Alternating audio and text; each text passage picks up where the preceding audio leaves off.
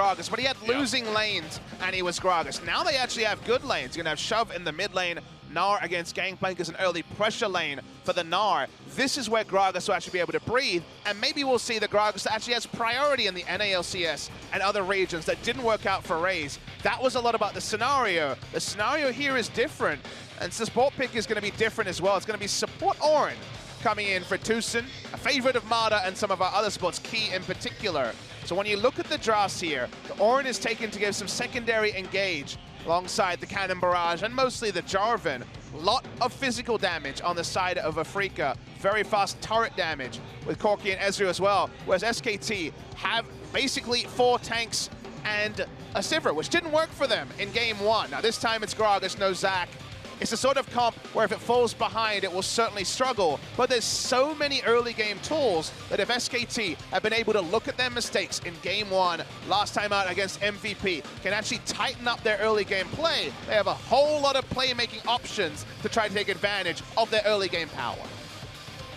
Looking for Bang with a big performance on Sivir, but they will have to operate as one big unit here for SKT. The one thing they've had a lot of trouble so far. Exactly. I would say that's the one thing that they have not been able to do is play as a 5. They were on completely different pages when we saw them attempt a very similar comp in game 1 of this series earlier this week. The sort of comp was very easy to say one threat and use that as a criticism point or blame Coma. This is the sort of draft that great teams can win with. You could see Kingzone or KT draft a comp very similar to this and pull it off. But for SKT, down in form, to go for very much all the eggs in the Bang basket late game to carry is very risky, Valdez. Much more diversified portfolio for the Afreeca Freecs. They've also been in much better form.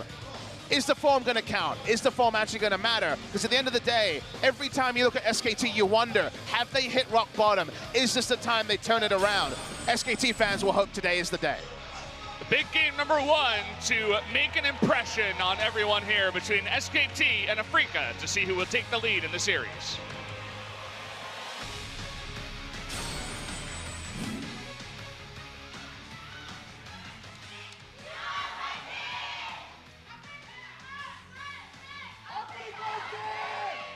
Well, no secret, both of these teams have huge amounts of fans. We are entirely filled up here. Every seat is taken, obviously sold out in the Nexon Arena. And pour one out for patch 8.1. We're finally going to have the end of this opening 2018 season patch. This is our last match on 8.1 before we roll into week 4 and patch 8.2. Hopefully bring us bounties of new items galore and less relic shields. Don't see relic shield on Keen as a start. We saw it in our first series from Smeb. This is still when there is the quest shield available because we are on patch 8.1, so you could understand it on the Gangplank for parlays, but won't be starting with it at least, as Kura's starting with the push, as much as he can do. Wow, look at his call, too. Saying, okay, well, this is a farm lane. I know you're not going to kill me. I'm Corki versus Galio. Might as well just take the call, try to get even farther ahead. Some advanced wards for both teams. You'll see there is a ward on the Raptors here for Blank's bot lane start. We talked about it a bit in Champ Select, but if you watched yesterday's games, Kongdu's series in particular, you remember that Raze had no fun against Kingzone when he tried to run the Gragas, and we talked about losing lanes in a jungle that can be invaded. That was a skirmish jungle. That was Rengar as the matchup at the time as a bit of a struggle. This time it's going to be Jarvan who can invade, but the lanes are a lot more comfortable. Faker will eventually be able to shove and move away as the Galio. Gnar early has priority on the Gangplank. So it's not going to be Gragas battle warded as much as in that matchup, unless things go really awry for the side of SK Telecom T1. Cannot wait for the team fights. Damn, that's a lot of books. SKT have been cramming, Valdez. Oh, the books. Oh, yeah. Whoa. 4 in a row. Yep, they've all been open. They're reading every single note. They're perusing over everything. At some point, Untara should just abandon and gone straight for a spellbook himself. But we're going to see some sick teleports coming off at some point. Good luck with the play-by-play. I'll be sitting over here laughing. I'll handle it. I got this. 6 and I'm 6. Confident. In 2017 between these two teams. 52% was the stat that SKT versus Afreeca Freecs towards Afreeca. So the only org that actually has a head-to-head lead over SK Telecom T1. Saw the summer wildcard match, too, that SKT was able to win 2-0. It's funny to see SKT down at 4th place at that point. Trying to spot out for the early turret dive, and that Gragas is very adept at. With the build that he has here, expect a lot of body slam flashes because of the reduced flash cooldown. Probably not going to see those summoners change. It's just about playmaking for Blank. It's a good idea. I mean, he knows his position on the team. The whole point of picking the Gragas. He's going to get a lot of these small Raptors here. No help from the mid laners as they're both back at the base. And so, a bunch of camps stolen away from Spirit. And playing around pressure really well. Blank was not able to do this in his last series, and it's a change in adage from SKT, at least in terms of priority. We already mentioned a couple of times. It is one true threat in the late game, but because the lanes win early, it allows Blank to play his more traditional style, which was a lot about counter jungling. He was known as the closer because he would watch in game 1, judge on the enemy pathing, and then play aggressively around the enemy tendencies. Very difficult to do when you're starting game 1, but if you actually draft strong lanes, which SKT have not been doing, they have not drafted 2 winning lanes very regularly in the spring season of 2018 so far, it does allow Blank to, with much lower risk, try to make those invade plays. We're taking an extensive look at the bottom lane. I'm not sure why exactly. Gathering Storm has been taken by Faker and Kramer this time around. So 2 members on the Rift that have taken that. And Scorch not going to turn the matchup. Speaking of turning matchup, Spirit's coming for a journey top. He's only level 3, notice. Interesting, the flash shield trying to land the slow on in, and that's going to be first blood. Handed on over to Keen up in the top side. A very easy gank is what it looked like for them. Yeah, the flash W was actually a great decision from the Jarvan, because the only way that Nara gets away from that gank is to flash the flag and drag, so why not open up with a slow guarantee the kill? Untara may hold on to his flash, but good job by Spirit, who'd been counter jungle, was a level down, but there was no turnaround as Blank wasn't in position for the counter gank. The woes of Untara so far. Everybody knows it that's been watching SKT. There's a reason why they were playing so much Tal up in the top side. Which seems insane, right? Tal played in EUCS and then was starting for SK Telecom T1 with Untara, you know, the player that a lot of people thought was hard done by not to go to Worlds over Huni. A lot of people were calling for him to go there instead, but have not been vindicated by Untara's play so far in the 2018 season. We'll see a replay here before I recount some stats for Untara.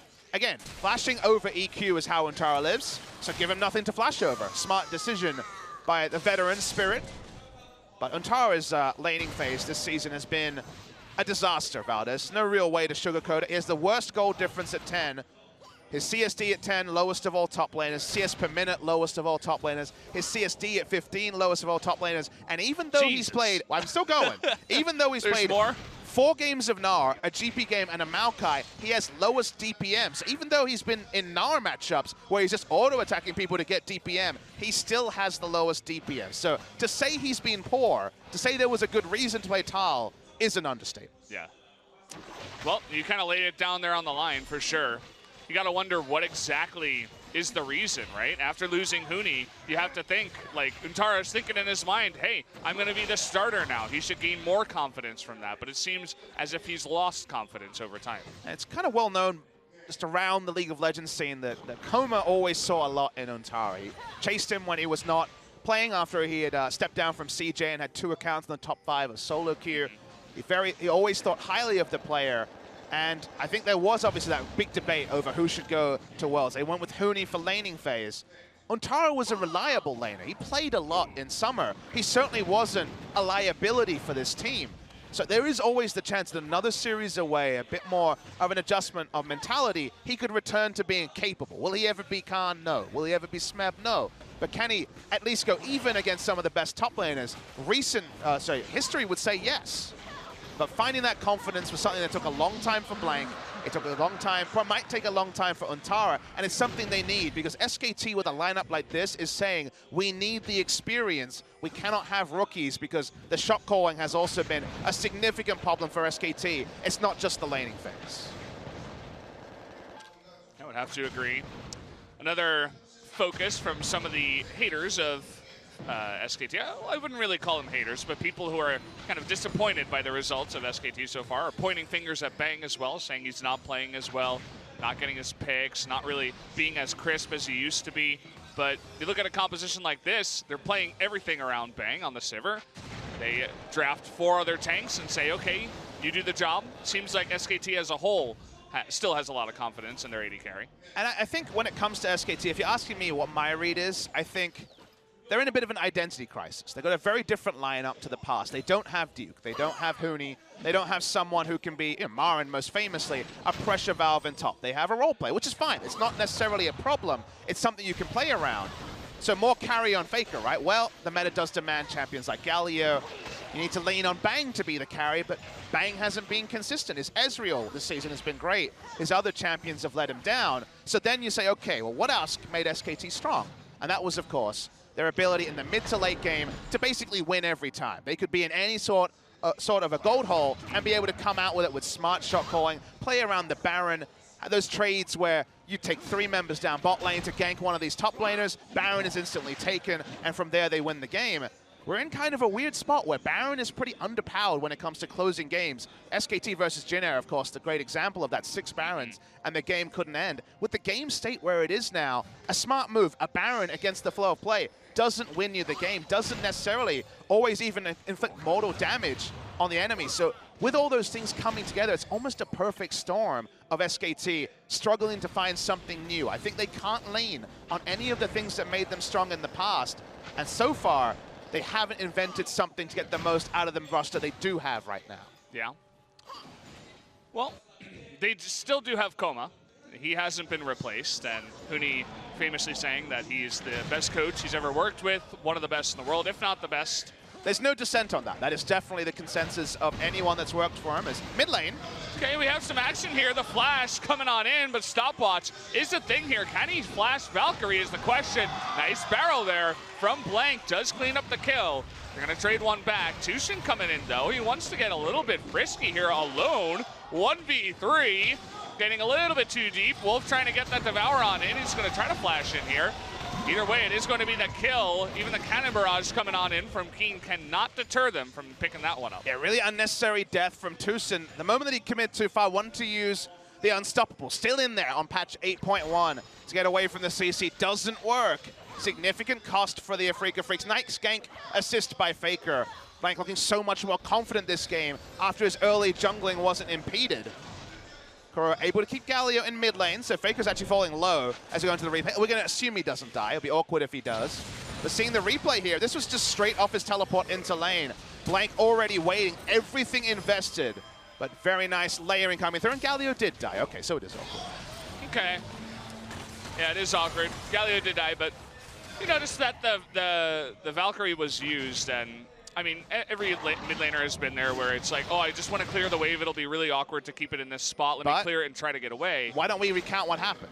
Faker tried to clear the lane, teleported a bit riskily, and then was taken down.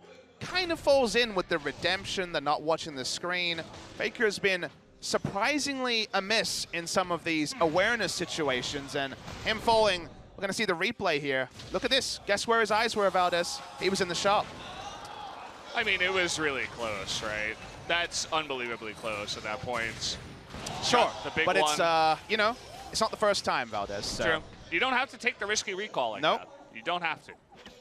So he dies there awkwardly in the same manner, but it's after a good play, so it's not necessarily something that propels Afreeca into a massive lead. They were able to cash in the cull very, very early. It was the first purchase. Already Trinity Force onto Kuro.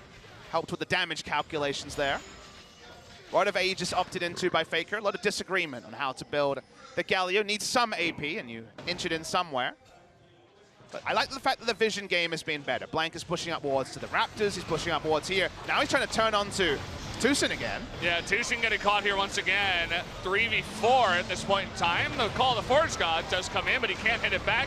Blank though getting low. He does have a stopwatch and a Galio to keep him available. Kuro doing some significant damage with the Trinity Force you mentioned. Trying to get out of here alive is Blank now, but in comes Spirit trying to flag and drag. May have gone too far. Kuro taking so much damage. The pose there from the Galio at the end with the stopwatch. Now it's all up to Kramer. 1v4 at this point. Spirit also chasing. There's the Cannon Barrage. Trying to use that taunt to get that damage reduction, and it looks like all the low members of SKT get out alive. SKT played that so well, using the control ward to get the maximum value out of the taunt that does damage now as well. Kuro too confident, face checking a brush they did not have vision on. Afreeca will try to get a turret out of this. They're going to get it very low at minimum. Should be able to get it here. It's only Bang TPing in. It is 8.1 after all.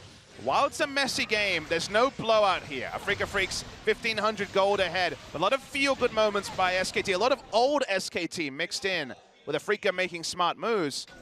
Would have been just a terror to try to come up with betting markets for this game with SKT struggling and Afreeca being so good recently. Let's watch the replay. Tusen's again caught.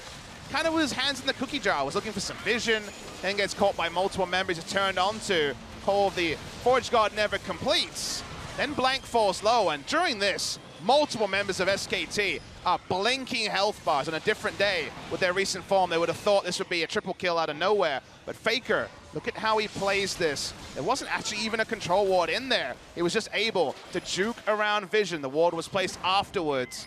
That time the stopwatch used. Love to see aggressive stopwatch use. Nobody dies amazingly after all of this. And picture in picture, we can see that SKT will take the first Drake of the game.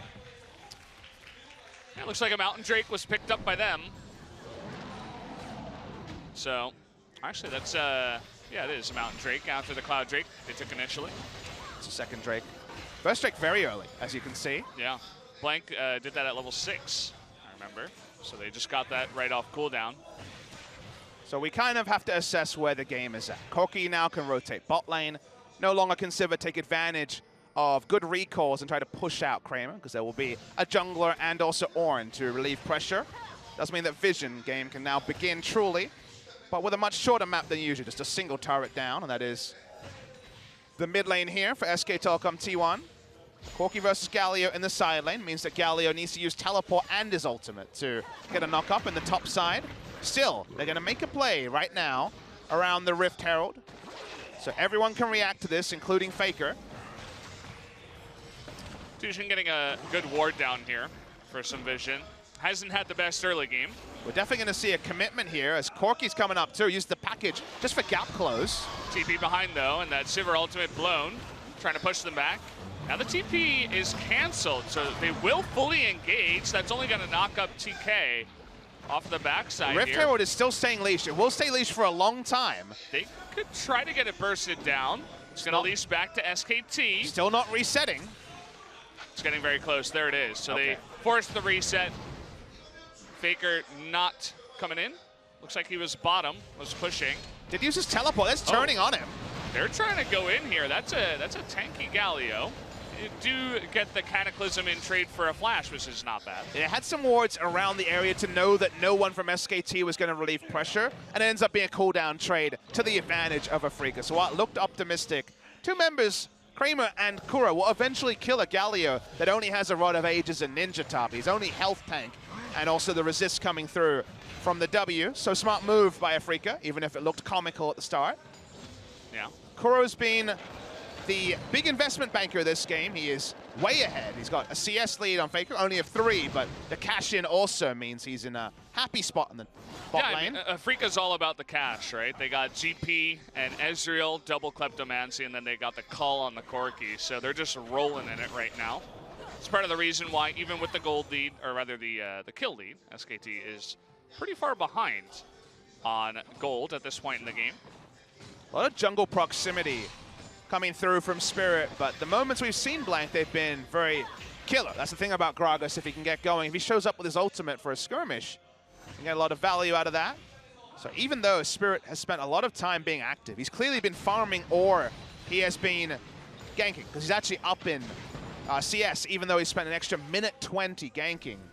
Lets you know that Blank has been trying to provide coverage. Hasn't changed anything in top lane. Like I mentioned, this matchup has been trending towards Gangplank with no change in patches. And now you're going very even in CS, if you're keen, and have the kill gold as well. So farm-wise, things good for the side of Afreeca Freecs. Kill-wise, SKT keeping it competitive, but the farm lead's just growing. It's now 3,000 gold lead for Afreeca. It's slowly becoming a big deal. Another ward spots the Rift Herald. SKT desperately wants to pick this up and get a turret for their own. They're down a turret in this game so far.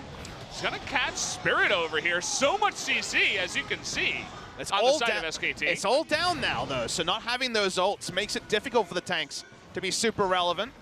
No Gragas ult to interrupt any sort of a parade, so once again, the Rift Herald is delayed. Now, you might wonder, why is Afreeca fighting so hard for Rift Herald? It's not just about the inherent strength of Rift Herald. Look at the comp SKT has. They don't have long range, 500 range Sivir, and Gnar as the only other ranged auto attacker. Cracking turrets with Rift Herald is one of the easiest ways for them to actually get on the board for a turret. So that's why Afreeca extra want to deny away the Rift Herald at the start. Team Blank starts it again. Not sure if they will actually commit to it, but got him in the brush. Poor Shelly being pulled around by multiple people is just going to go back home. Frustrated once again. Well, Afreeca Freecs so far, mission success in farming up with Keen, who hasn't gone Resolve Tree. It's not Grasp of the Undying. It's not against a Vladimir. It's the standard Kleptomancy that's still full power on patch 8.1. Kuro is, again, we've already mentioned, farmed up a Storm this game, and indirectly, massive gold leaders. They're trying to turn on Spirit. Might be able to get this in here. The flash from Blank, and, well, they got all the CC in the world, as I said before. And down he will go. If they can engage onto someone, you're not going to see him move very much. But because of the timer, they will not be able to get the Rift Herald quick enough, is my first indication. They don't even try to get the objective. So a single pick is good for the side of SKT, but they would have wished it was a minute or two earlier to actually get the Rift Herald that was their primary objective in the early game.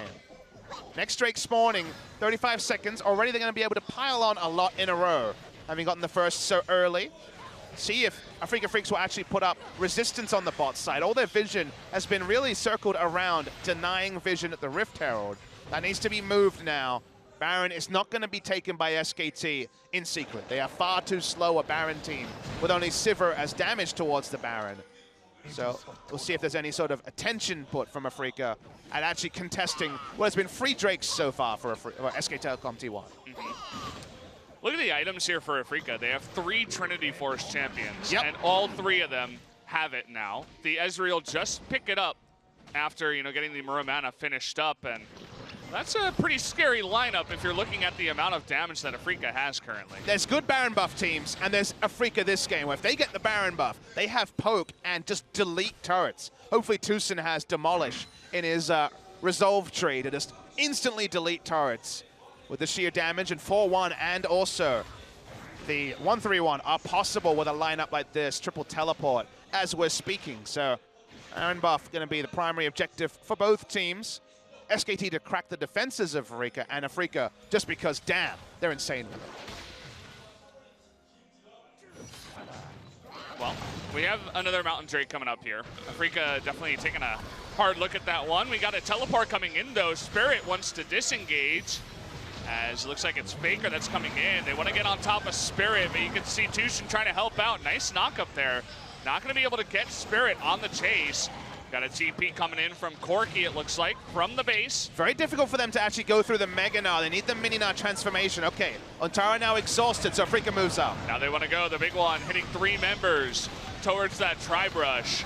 And even the Galio poke doing a bit of a number to Afreeca, but you can see that SKT not too confident to push in here after taking that poke damage.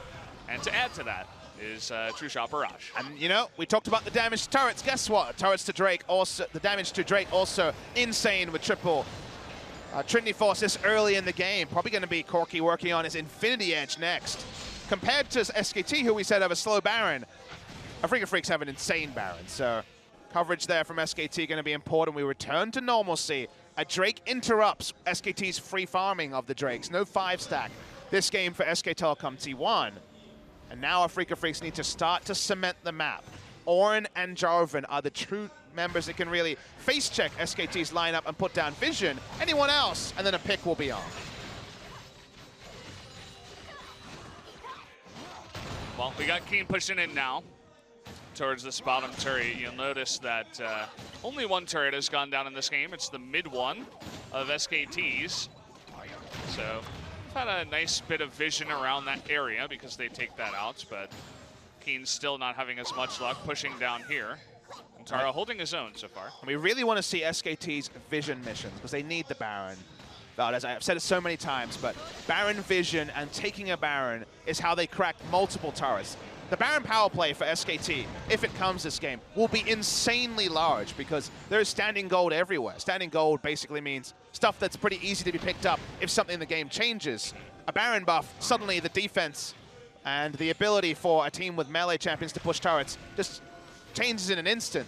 And suddenly 3-4 turrets will be deleted off the map or they'll roll down one lane. So to actually get the Baron, to start it, they need deep vision, they need picks. Right now, very shallow vision from SKT means they're just allowing Afreeca to continue farming. Yeah, and so far after the Mountain Drake, it has been a farm fest. Next Drake is going to be Cloud, so there shouldn't be too much action around that one. You mentioned how this is basically the Baron game for both of these teams, but no team has made a big move towards it yet. They don't want to take the 50-50. They want to ride it out, try to get a pick. It's all about catching Afreeca in transition. If they get there safely, then they're going to pick up basically every objective and clear every wave. This is a sort of spot where SKT can try and do some playmaking. Ooh, Blank with the smite a little bit early there with Spirit. Oh, we got a great engage onto Kramer, who does flash. Re-engage him down. They're going to re-engage here. Blank getting low. Now at the same time, Faker's not as tanky as you would expect the Galio to be. He's going to be caught in the back there as he's trying to save Blank, but cannot do so. Now the rest of them on the run. Tushin thinking about another engage. He's not level 16, so no crazy or an ultimate cooldown yet. But a nice pick there for Afreeca. Yeah, if Kramer's flash was down, he would have been dead, and that would have been the right move. Kramer gets out of dodge, and then 3 Trinity Force members building damage are raining down on closest target. First Blank goes down, then Faker is the one that gets focused. Only one dies, but after this, Corki can rotate topside. SKT are outnumbered, and the objectives pile up for Afreeca Freecs. Yeah. We talked about the amount of damage. That's it there in practice at only 25 minutes. It's a pretty gross composition. Once we get to 6 items, these guys, I don't care how tanky you are, barrels will be critting. You will be dying. So let's see what SKT can do to fight against that. Kramer, 001, but him staying alive in that fight, so important. Gameplay's going for a big purchase. He's been sitting on a Ruby Crystal for a while. I guess he's waiting for a completed Sterix, I imagine. There it is. So now he's going to be more robust in the side lane if there is to be a bouncy castle enabled. Watch the replay. SKT think this is their time for the pick that leads to Baron. But how do you tie up an Ezreal for long enough? The answer is you don't. And then bang, he can't take free damage from Corki. No one can take free damage from 2 members on the bot side here either. Cannon Barrage was loaded in. The Gangplank teleports in. And now Kuro's sent into Untara's face. And there's no magic resist there, so goodbye. 3rd outer turret of the game. Notice what Corki did there. He went up top after the fight, took out the top tier 1, and then went straight back home, picked up the package, went bottom, and took the bottom tier 1. There's nothing that Nara can do against a Corki that's this farmed and has his package. So he just picks up 2 turrets for free, and Afreeca extend their gold lead to 5,500. A very comfortable spot for them right now. And we talked about SKT's need to act on their early game draft. It's not a bad draft. It's a specific draft that teams in Korea can play. That hasn't happened for SKT, and now you wonder, has their base damage just been outscaled? Afreeca seem to think yes. They want to catch a catfish, but he's got a friend. It's a Gull. He's going to go in here. He's going to be devoured up by Wolf, but look at that. In the Cataclysm, Wolf is kind of trapped here. Thankfully, he's got that time, the stopwatch there to get out, but he eventually goes down. And they just needed 1 pick. That's all they wanted, and they got it. And it's so smart because they pick onto someone, everyone disengages waiting for the Galio ultimate, and then you DPS Galio ult out. So it's respectful, but also intelligent from Afreeca. They're not going to start the Baron for now. Spirit will recall. They'll get control around the area. The next pick, though, that probably means Baron. They're playing it so intelligently right now. Afreeca, they're so balanced. They're not getting too aggressive. They're not playing it too passively, scared of the engage. It feels just right for them right now. And it's a lot of what we've been seeing out of Afreeca this season. A little bit more than last season. They look a little bit more confident overall as a team. They just seem to have more options. You know, the ability for Keen to go to this Gangplank and to have extra threats. Untara seems so necessary for him to pick up Gnar to paper over some of his flaws in the laning phase. With this multiple threat comp, making the Galio work on blue side, the first pick Galios. Not working as a team for SKT, even if it's a power pick for other teams. We haven't been convinced by SKT's ability to run it. And now you're just worried that with so much sheer damage on the side of Afreeca Freecs, a very tidy early game for SKT might not mean enough. So far, it definitely hasn't. That Cloud Drake that I said would be most likely ignored does get picked up because it's essentially a free objective for Afreeca. The extra movement speed will definitely help them around the map against the heavy engage from SKT.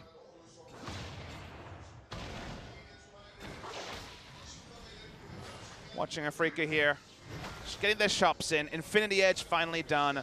Bakura on his way to his second Zeal item. Jesus, he's going to be some sort of threat with a second Zeal item. You don't often see 80% crit on the mid laner, but that's what's happening. Gangplank himself, Phantom Dancer, and Infinity Edge is what you'd imagine we piece together with his next two items. SKT need a pick. It kind of needs to be Spirit so they can try to brute force down the Baron.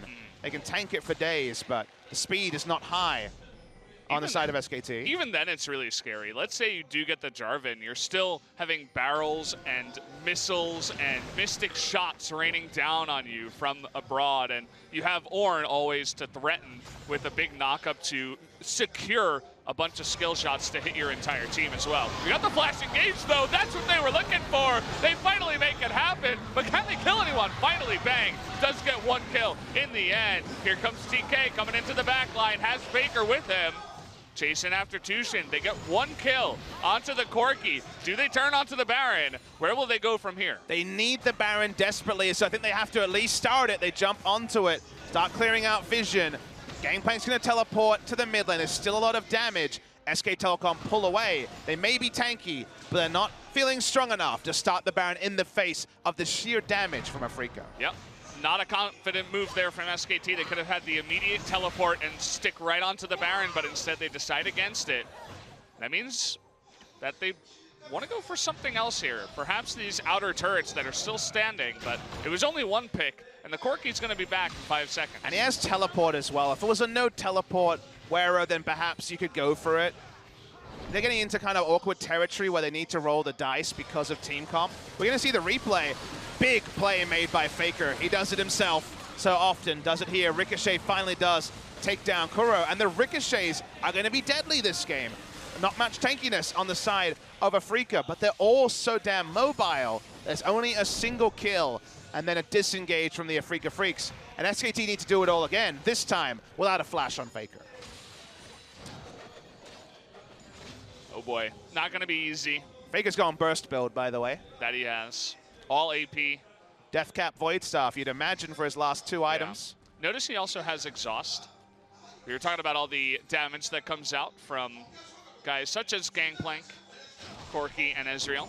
Theory there is that it's such a burst comp from SKT, there's going to be two huge threats, not three, when they're trying to get the burst, and if they can get a pick and get out during the exhaust window, that's kind of what they're hoping and praying for, because when you think of an exhaust target, usually it's a Fiora or a very obvious time to exhaust. Irelia, another one there, whereas on Afreeca, it's kind of whichever threat is closest. Whatever you can click on. Faker's pretty good at clicking on stuff. Speaking on engaging, though, they want to get Keen, who does get out of there, in fact. And here comes Spirit, the three-man Cataclysm. They have a lot of room here now. Kramer over the wall, raining down on Faker in the front, but there's the Devour. Wolf with the ambulance coming in, trying to save his teammate. Will do so. Lots of low members, though, on SKT. Afreeca not going to go to the Baron just yet. SKT can reload very easily. Faker can just take teleport, come back to the fight, so Afreeca doesn't get greedy around this. They'll return to the minion wave. Now they're on to Baron. There's actually no SKT vision in the area, so Blank hasn't recalled. They're starting to walk up. How much time do they have against this? Holy crap! It's gone! It's gone, guys. You never even saw it, says Afreeca. And, well, Keen is going to have to pay for it with his life, but they're going to be okay to give him up. You saw how fast that Baron went down. That's one Mountain Drake and all that damage stacked up. Or you blinked and didn't see it. It's almost like Baron was a rumor. It never even existed with how fast it was deleted by Afreeca's sheer damage comp. Ornn also has Zeke's Convergence, so that seems to be a bit of a flavor of the month item among Korean support players. We saw it in our first series after not being built by anyone since it was first constructed. When you have so many threats, it makes some degree of sense. Kramer has his Mega Trinity Force for just kind of stats all over the place. I guess he had 1,000 gold and wasn't really feeling anything else. Yeah. See that happen from time to time. The Mega Trinity Force is a really weird stat stick because it's so much just stuff that it's not going to be a sheer amount of AD like an Infinity Edge or something like that. Goes back, finishes his last Whisper, necessary to deal with the insanely tanky front line of SK Telecom T1. But man, they're trying to pull a replay of the Baron, but just died too fast. Sorry, guys. Spot TV missed that one. Yep. Sorry about that. I mean, we only got it on screen for about 2-3 seconds, so it's almost as if it didn't happen. This game is so tense. You can tell, like, if SKT is going to engage, it's got to be real quick, like Faker getting a double taunt, and the follow-up engage has to be really on point, like no delay at all. Blank has to be there right away. If Bang is not accounted for, though, he has inched together 4 items, probably going to be another damage item because armor is going to be pretty low on members that aren't Ornn and Spirit, and you're looking for ricochet damage onto the carries. You have to consider that, you know, 6-item Sivir, without any attention towards her, will just bust through the Corki, Ezreal, and Gangplank from Afreeca. So there's still a team fight where Bang free hits for long enough, 2 rounds of ricochets, and they do finish off the burst that Faker will be able to enact. But that requires Afreeca's flashes to be down, for them to be a bit absent-minded, and for them not to kill the first person. And no one is tanky. Blank may have a Warmogs, but no one is tanky to how much sheer damage is on Afreeca Freecs' side. True. Yeah, that's the thing. Afreeca's going to have to stick around long enough for Bang to get in position to do that damage. And that's why it really does come down to the engage once again. They have to find someone in the front, or maybe Spirit dives a little bit too far forward. He's been very loose on his engages. You know, he's going to go and he trusts his teammates to be right there behind him. I'm not saying what he's doing is bad. It's just he's getting quite aggressive on the Jarvan because he knows that he can trust his team to be right there.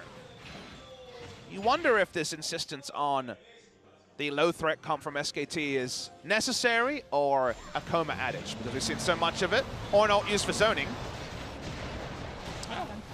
We don't see that often enough, actually, in Korea. Especially on 8.1 when the cooldown is almost 0. It's pretty ridiculous. I mean, it's already 1/4 gone, the cooldown. But SKT really do insist on these low threat comps that can be worked, that has worked before. But, you know, Untara on a more true carry. Will that be an experiment if Gnar is no longer available? Galio not being available, very likely red side ban in game 2, will mean that Faker will be on more of a carry.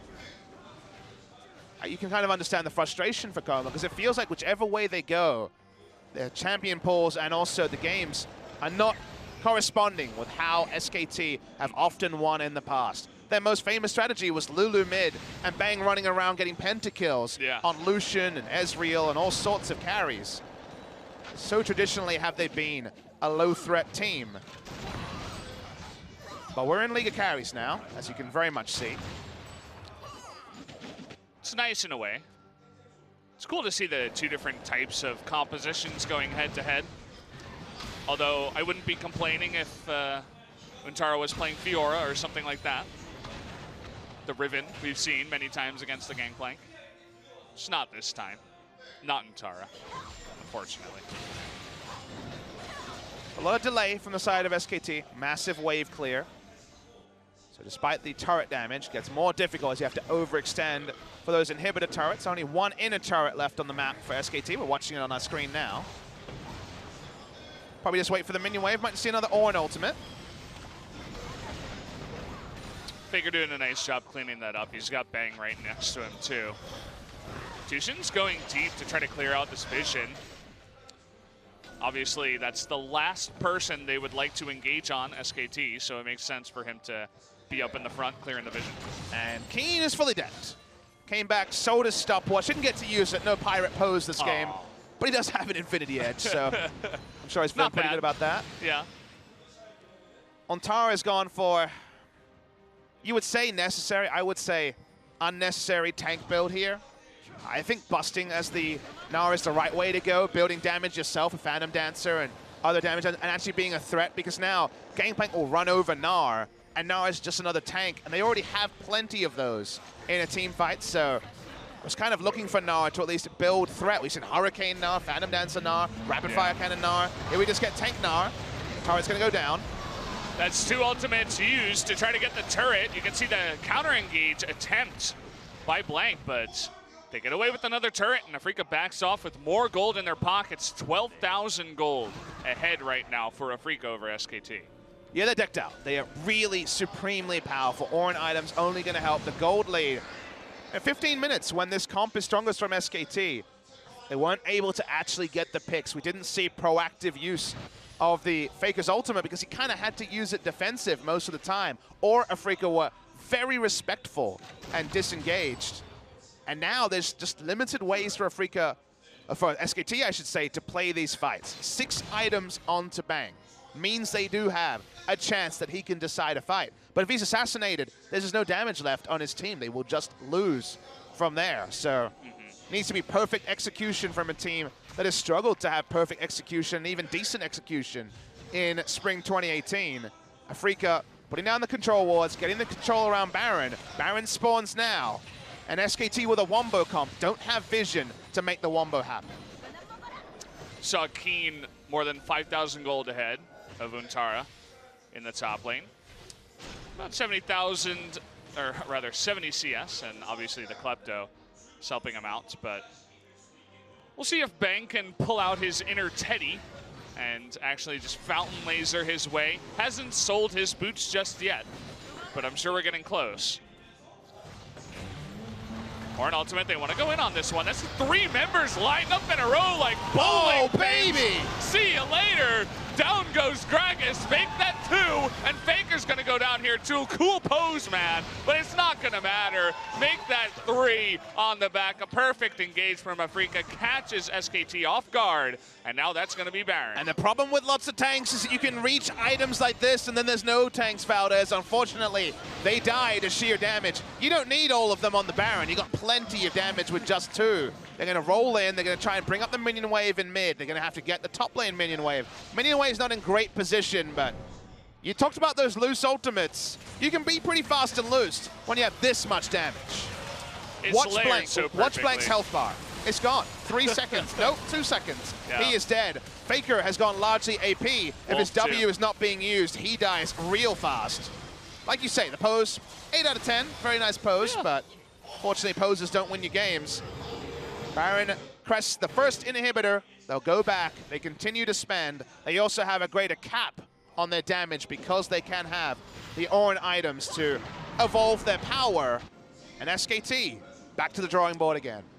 Yeah, the more I look at this Afreeca comp, it's pretty disgusting. I mean, it's all-out damage plus 2 perfect engagers Kuro just for 8.1. baited the Gnar ultimate, by the way. Yeah. That he did. Well, we're going to have... Who's ganking who here? Wolf and Blank going on a bit of a vacation over here. Trying to come on in. We got Gragas going in. A big, nice knock-up. Isn't going to matter, though. He gets a taunt in the back line, but you can see Kuro getting low, and now it's going to be Faker's turn to get low. Wolf just a little bit too out of position. Keen in the back line. Gets on top of Bang. That's going to do it. Make that an almost ace. And there you go. Only the Gnar gets away with full health as the rest of SKT melts. Losing streak's going to continue here for game 1 at least. Afreeca Freecs updated. They've got their new roster. They've got the comps that work in this particular draft. SKT had some moments in the early game. It was much improved. It was cleaner, but cleaner might have beaten MVP. Cleaner is not good enough to beat Afreeca Freecs, who want to continue their 5-game winning streak. They continue it right now. Nicely done. Took 42 minutes, a little bit longer than we've expected here at SPO, but they took it, as I said before, not too aggressive, not too passive, just right. They hit their